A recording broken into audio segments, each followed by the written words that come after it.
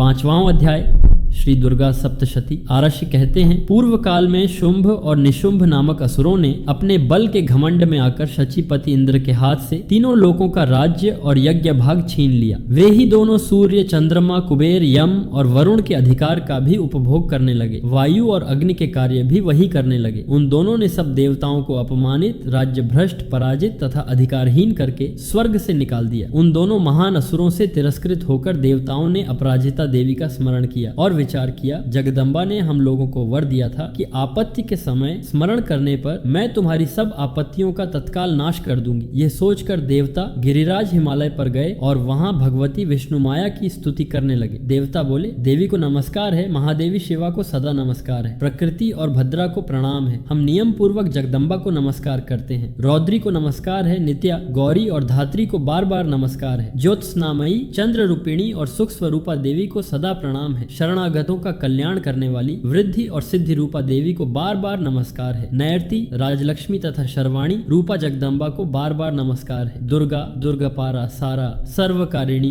ख्याति, कृष्णा और धूमरा देवी को सदा नमस्कार है। अत्यंत सौम्य और अत्यंत रौद्र रूप वाली देवी को नमस्कार है। जगत की आधारभूता कृति देवी को बार बार नमस्कार है। जो देवी सब प्राणियों में विष्णु माया के नाम से जानी जाती हैं, उन्हें नमस्कार, बार बार नमस्कार है। जो देवी सब प्राणियों में चेतना रूप से स्थित हैं, उन्हें नमस्कार, बार बार नमस्कार है। जो देवी सब प्राणियों में बुद्धि रूप से स्थित हैं, उन्हें नमस्कार, बार बार नमस्कार है। जो देवी सब प्राणियों में निद्रा रूप से स्थित हैं, उन्हें नमस्कार, बार बार नमस्कार है। जो देवी सब प्राणियों में क्षुधा रूप से स्थित हैं, उन्हें नमस्कार, बार बार नमस्कार है। जो देवी सब प्राणियों में छाया रूप से स्थित हैं, उन्हें नमस्कार, बार बार नमस्कार है। जो देवी सब प्राणियों में शक्ति रूप से स्थित हैं, उन्हें नमस्कार, बार बार नमस्कार है। जो देवी सब प्राणियों में तृष्णा रूप से स्थित हैं, उन्हें नमस्कार, बार बार नमस्कार है। जो देवी सब प्राणियों में शांति रूप से स्थित हैं, उन्हें नमस्कार, बार बार नमस्कार है। जो देवी सब प्राणियों में जाति रूप से स्थित हैं, उन्हें नमस्कार, बार बार नमस्कार है। जो देवी सब प्राणियों में लज्जा रूप से स्थित हैं, उन्हें नमस्कार, बार बार नमस्कार है। जो देवी सब प्राणियों में शांति रूप से स्थित हैं, उन्हें नमस्कार, बार बार नमस्कार है। जो देवी सब प्राणियों में श्रद्धा रूप से स्थित हैं, उन्हें नमस्कार, बार बार नमस्कार है। जो देवी सब प्राणियों में कांति रूप से स्थित हैं, उन्हें नमस्कार, बार बार नमस्कार है। जो देवी सब प्राणियों में लक्ष्मी रूप से स्थित हैं, उन्हें नमस्कार, बार बार नमस्कार है। जो देवी सब प्राणियों में वृत्ति रूप से स्थित हैं, उन्हें नमस्कार, बार बार नमस्कार है। जो देवी सब प्राणियों में स्मृति रूप से स्थित हैं, उन्हें नमस्कार, बार बार नमस्कार है। जो देवी सब प्राणियों में दया रूप से स्थित हैं, उन्हें नमस्कार, बार बार नमस्कार है। जो देवी सब प्राणियों में तुष्टि रूप से स्थित हैं, उन्हें नमस्कार, बार बार नमस्कार है। जो देवी सब प्राणियों में माता रूप से स्थित हैं, उन्हें नमस्कार, बार बार नमस्कार है। जो देवी सब प्राणियों में भ्रांति रूप से स्थित हैं, उन्हें नमस्कार, बार बार नमस्कार है। जो देवी इंद्रियों की अधिष्ठात्री है और सब प्राणियों में व्याप्त है, उन्हें बार बार नमस्कार है। जो देवी चैतन्य रूप से संपूर्ण जगत को व्याप्त कर स्थित है, उन्हें नमस्कार, बार बार नमस्कार है। पूर्व काल में जिनकी स्तुति कर देवताओं ने अभीष्ट फल पाया था, वे कल्याण स्वरूपा ईश्वरी हमारा कल्याण करें और समस्त आपत्तियों का नाश करें। उद्दंड दैत्यों से पीड़ित हम सब देवता जिन परमेश्वरी को स्मरण करते हैं और जो भक्ति पूर्वक स्मरण करने पर तत्काल समस्त विपत्तियों का नाश करती है, वही जगदम्बा हमारा संकट दूर करे। आर्षि कहते हैं, इस प्रकार देवताओं द्वारा स्तुति किए जाने पर पार्वती देवी गंगा में स्नान करने वहां आई। उन सुंदर भौहों वाली भगवती ने देवताओं से पूछा, तुम लोग यहाँ किसकी स्तुति कर रहे हो? तभी उनके शरीर कोश से प्रकट हुई शिवा बोली, ये सब देवता शुंभ और निशुंभ से तिरस्कृत होकर मेरी ही स्तुति कर रहे हैं। पार्वती के शरीर कोश से उत्पन्न होने के कारण वे अंबिका कौशिकी कहलाई। कौशिकी के प्रकट होते ही पार्वती का शरीर काला हो गया, इसलिए वे हिमालय में कालिका नाम से प्रसिद्ध हुई। इसके बाद शुंभ निशुंभ के दूत चंड और मुंड वहां आए और उस परम मनोहर रूपवती अंबिका को देखा। वे शुंभ के पास जाकर बोले, महाराज, एक अत्यंत सुंदरी स्त्री है जिसकी दिव्य कांति से हिमालय प्रकाशित हो रहा है। ऐसा रूप संसार में कहीं नहीं देखा गया। वह स्त्रियों में रत्न के समान है। उसका प्रत्येक अंग अत्यंत मनोहर है और वह अपने तेज से सभी दिशाओं को प्रकाशित कर रही है। हे दैत्यराज, वह इस समय हिमालय पर स्थित है। आप स्वयं जाकर देख सकते हैं। हे प्रभु, तीनों लोकों में जितने भी रत्न हैं, वे सब आपके ही पास हैं। ऐरावत, पारिजात वृक्ष, उच्च श्रवा घोड़ा, सब आपने इंद्र से से ले लिए हैं। हंसयुक्त विमान जो ब्रह्मा का था वह भी अब आपके पास है। महापद्म निधि, समुद्र की कांचनमाला, वरुण का छत्र और अन्य समस्त रत्न आपके अधिकार में हैं। जब सब रत्न आपके पास हैं तो यह स्त्रियों में श्रेष्ठ रत्न भी आपको ही प्राप्त होना चाहिए। आर्षि कहते हैं, चंडमुंड की यह बात सुनकर शुंभ ने महादैत्य सुग्रीव को दूत बनाकर देवी के पास भेजा और कहा, मेरी ओर से जाकर उनसे यह बात कहना और ऐसा उपाय करना कि वे शीघ्र यहाँ आ जाएं। दूत वहां जाकर मधुर वाणी में बोला, देवी, दैत्यराज शुंभ तीनों लोकों के स्वामी हैं। मैं उन्हीं का दूत हूँ। उनकी आज्ञा का सब पालन करते हैं। वे समस्त देवताओं को जीत चुके हैं। तीनों लोक, समस्त रत्न और यज्ञ भाग उनके अधीन है। ऐरावत, उच्च श्रवा और समस्त दिव्य रत्न उन्हीं के अधिकार में है। आप स्त्रियों में रत्न स्वरूप हैं, इसलिए आपको उनके पास आना चाहिए। आप या तो शुंभ या निशुंभ की पत्नी बने, यही आपके लिए उचित है। देवी ने कहा, तुम्हारा कथन सत्य है।